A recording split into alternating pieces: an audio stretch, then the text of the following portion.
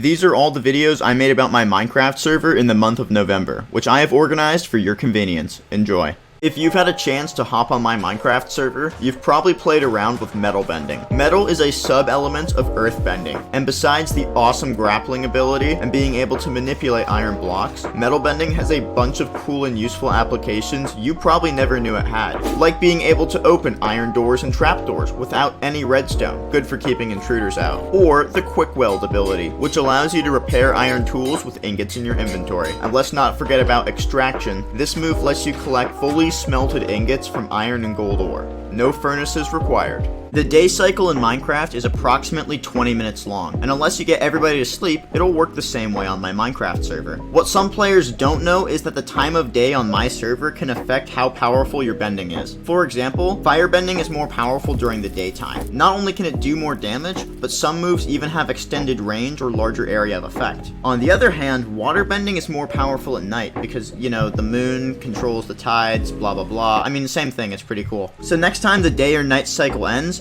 don't panic, just make sure you have the right bending equipped. If you choose earth bending on my Minecraft server, you get access to this cool ability called Earth Armor, and it's exactly what it sounds like. You just tap crouch on any earth bendable block, and you equip a temporary armor set. This move can be super handy if you're mining and get pinned down by some mobs, or as a quick defense strategy against other players. A small detail I really like about the ability is that the color of your armor will change based on what block you activated the move on. For example, if you use stone, your armor will be gray, or red for netherrack, and even beige for sand. It works with a bunch of other blocks too. Since our launch in 2020, my Minecraft server has been visited by over 1 million different users. While the main appeal of my project is certainly those awesome elemental powers you see in the videos, most people end up staying on my server for completely different reasons. I created my server as a way for people to spend their leisure time. Let's face it, the real world is hard. Going to school, going to work, people sometimes just need a place to escape. Having become one of the largest Minecraft server communities in the world, I can say with confidence that you'll never be alone here.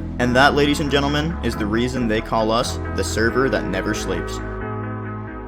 Currently, there are 2 different game modes on my Minecraft server, Factions and Survival. Both let you have access to the 4 elemental powers, but what exactly is the difference? If you're looking to wage wars and conquer your enemies using the forces of nature, look no further because you'd likely prefer the Factions mode. Keep in mind that griefing is allowed in this game mode, but building your bases with your friends and getting them sieged is all just part of the fun. Now, if you're looking to build towns and create long-standing civilizations, I'd recommend the classic Survival mode. It's a slower pace compared to Factions, and you can claim and grief protect your land. And we also just generally encourage you guys to behave more civilized. Since the server is so busy right now, we're also going to be adding a brand new game mode, which I'll be making a video on very soon. This is earthbending on my Minecraft server, Noob vs Pro Edition. First up is our noob, who's going to start off by demonstrating his earth kick ability. Next, our pro is going to use that same move, but he's going to combine it with his earth pillar to give it some extra range. What about movement abilities? Our noob is going to activate his Earth Surf, which allows him to fast travel over earth blocks, but our pro is going to use his Earth Smash ability to fly. Very impressive. Next up, our noob is going to use Earth Line, a move which can stun your opponents.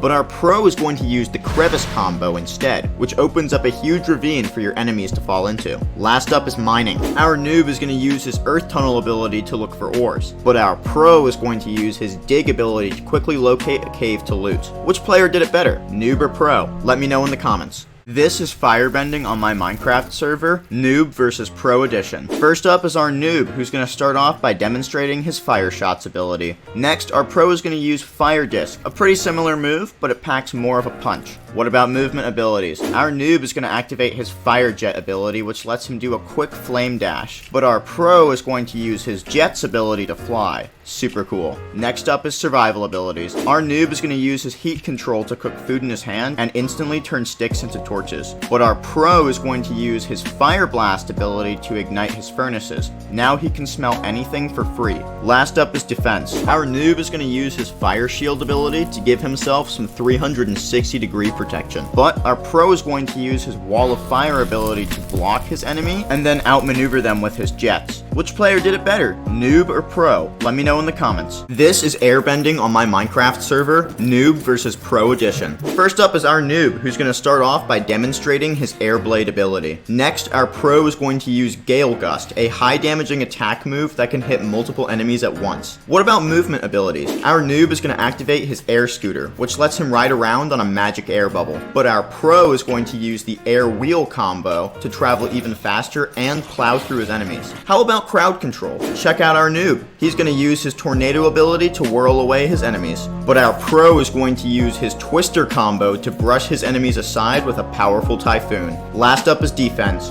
Our noob is going to use his Air Shield ability for some 360-degree protection. But our pro is going to use his Mirage ability to become invisible and elude his enemies. Which player did it better, noob or pro? Let me know in the comments. This is waterbending on my Minecraft server, Noob versus Pro Edition. First up is our noob, who's going to start off by demonstrating his water manipulation attack. Next, our pro is going to use the water gimbal combo, which utilizes 2 spinning rings of water and can be thrown at his enemies. What about movement abilities? Our noob is going to activate his water spout, which lets him forcefully propel himself in any direction. But our pro is going to use the grapple function on his water arms to scale walls and travel even faster. How about survival? Our noob is going to use his wake fishing ability to catch fish on demand and fill his hunger bars. But our pro is going to use his hydrotherapy ability to quickly regenerate his health. Last up is defense. Our noob is going to use his octopus form for some 360-degree protection. But our pro is going to use his torrent ability to disperse his opponents. Additionally, this move can also be used to freeze your enemies. Which player did it better, noob or pro? Let me know in the comments. Something I don't talk about very often on my Minecraft server is a secret fighting ability called chi blocking. Well, it's not very secret since it's one of the main options in your bending menu, but chi blocking isn't a bending at all. Actually, it's quite the opposite. Chi blocking is a martial art style developed to counter people with bending abilities. You can run super fast, dodge attacks, blind your enemies, and even paralyze them. Chi blocking is essentially Minecraft PvP on steroids. So for those asking me to make a video on chi blocking, I hope you're happy. Here it is, and it's incredibly boring. I have no idea who the hell would ever use this crap when you could just use earthbending instead. Earthbending on my Minecraft server has some really cool sub-elements that you can play around with. Recently, I've made a few videos about metal and lava bending, which have become fan favorites among the player base. But there's one earth sub-element that's more or less forgotten because of how little it's mentioned. And that, ladies and gentlemen, is sand bending. While sand might not be the most useful sub-bending, it does still have an interesting set of abilities for you to equip and use. For example, with the sand manipulation ability, you can shoot sand bendable blocks at your enemies, which you can also burst in midair. Or the Dust Devil's ability, which creates a mini sandstorm to protect your character from nearby enemies. Can't forget about Sand Blast. This ability throws sand, which deals damage and blinds your opponents. Okay, sand might not be the most powerful element in the game, but it sure is annoying. Yesterday, I made a video on the forgotten earthbending sub-elements, sandbending, but later I realized that airbending on my Minecraft server also has a secret sub-element. However, it's a little bit more obscure. Let me introduce you to soundbending.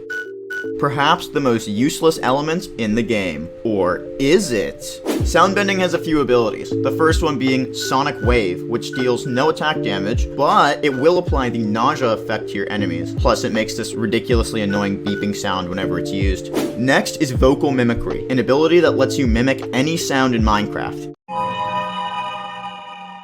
And now that I think about it, this is probably an insane trolling tool. Like, imagine you go invisible and start making creeper noises while your friend is mining. You can also use this move as like a free jukebox since you can just mimic the sound of each disc. I can't tell if this is really awesome or just really stupid. Let me know in the comments. Imagine this. You joined my Minecraft server and picked waterbending as your elemental power. Then, you teamed up with your friends and headed to the nether. You spawn a bastion filled with loot, but it's across a huge pool of lava. As long as you have a water bottle in your inventory, you can use your surge ability to cast a temporary obsidian bridge for you to walk over. Isn't that crazy? Waterbending in the nether? But that's not all. Additionally, if you had chosen airbending as your elemental power, you could just activate your air spout ability and just levitate right over the lava. So cool. Now you can collect the loot. Oh, never mind, you got brutally dissected by piglins. These are a few building hacks you can do with your earthbending on my Minecraft server. First up is this really simple earthbending door, which is great for disguising bases hidden in cave systems. The door can be opened and closed with the earth pillar ability, and you can make this door as big or as small as you'd like. Next, if you have an underground home that isn't in a cave system, as long as you have a stone ceiling, you can just use your dig ability to discreetly enter and exit your home whenever you please. This last trick can be used in any base setup. All it requires you to do is place some extra iron or gold blocks around so you can use your metal bending to turn those into turrets, just in case you run into any trouble. These are a few building hacks you can do with your water bending on my Minecraft server. First up, we have a water bending door that you can open and close with your phase change ability. Just melt the ice to go through and freeze it again to close it.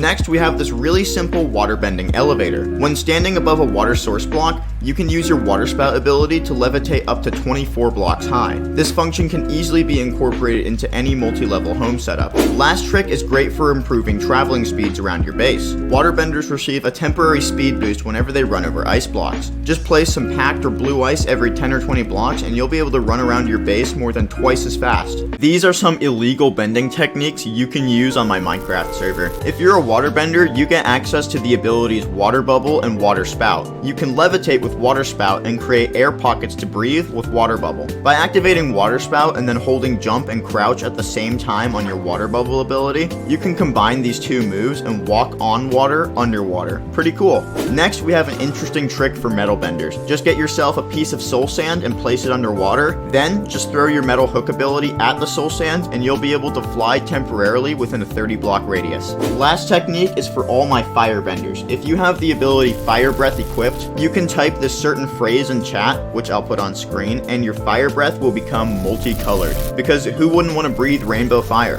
These are some more illegal bending techniques you can use on my Minecraft server. All waterbenders get access to octopus form and water spout. Similar to the bending technique from last video, you can combine these two abilities by holding jump and crouch at the same time to make a moving water tower. It's great for taking out phantoms. Next one is for all my airbenders. Let's say you're exploring with your friend and he takes a little too much fall damage in a not so easy to reach area. You want to make sure his stuff doesn't despawn, so you use your air suction ability to vacuum up his items. Last trick is for firebenders. With your lightning bending, you get access to the bolt ability, which casts, well, a lightning bolt. You can use this to make charged creepers, witches, piglins, and even the very rare brown mushroom. Quick update on my Minecraft server. A lot of you guys seemed concerned that our player queue system wasn't working properly on the server, and because I'm actually willing to listen to you people, I paid a professional to code us a brand new custom queue plugin which we just installed on the network, and it looks like we've solved the issue. Thank you guys for being so patient. I know a bunch of you guys have been really excited to start bending, especially my American viewers who will likely have most of this week off for Thanksgiving. We're still working on some overall server upgrades and improvements. We've got some cool new updates and game modes that are going to be added soon, which I'll try my best to get out before winter holiday, but for now the server should be considerably easier to connect to.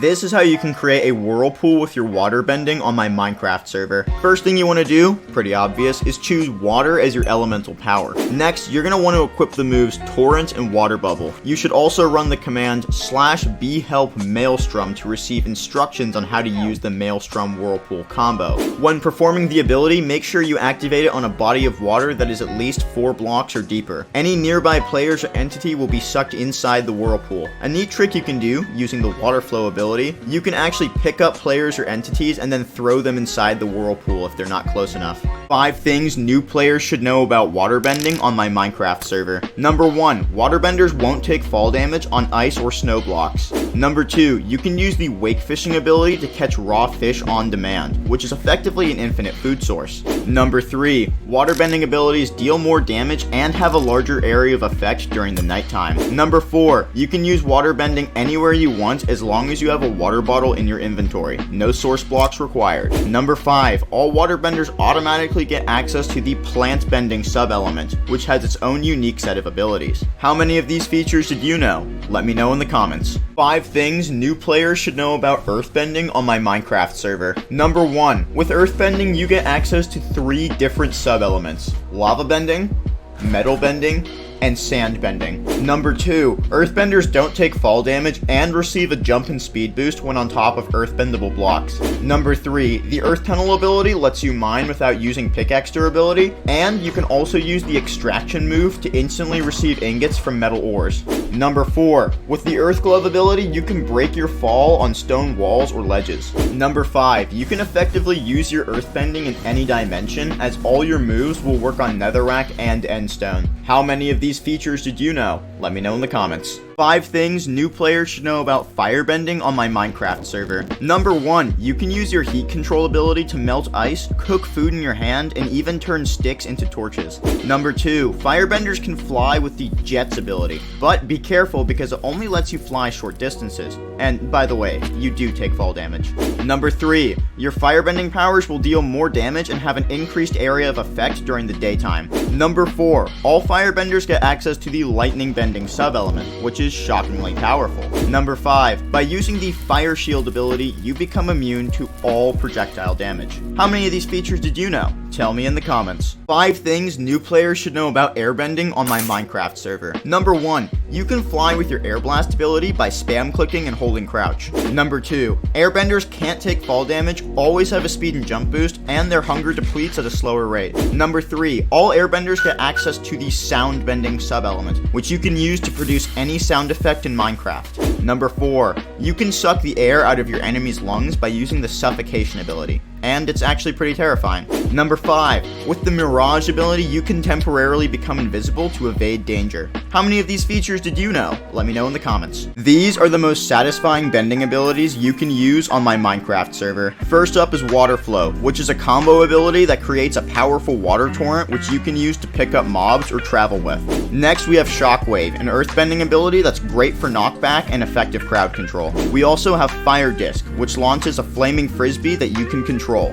The Air Burst ability is also quite satisfying. This move is really good at pushing people out of your way. Moving on to the sub-elements, the Plant Walk ability for waterbenders creates a magic vine that grabs onto your character and allows you to fly within short distances. Can't forget about the Fissure ability for lava benders. This move casts a pool of lava that you can expand by pressing crouch. These are the most frequently asked questions I get about my Minecraft server. First off, how do you join? Go to the multiplayer tab and key in the IP play.bendersmc.co and click join. Also, make sure you're connecting to servers and not Minecraft realms. Next is the server for Java or Bedrock. My server is actually cross-compatible for both versions, so you can play with all your friends no matter what devices they use. If you need any help, we have connection tutorials on our Discord.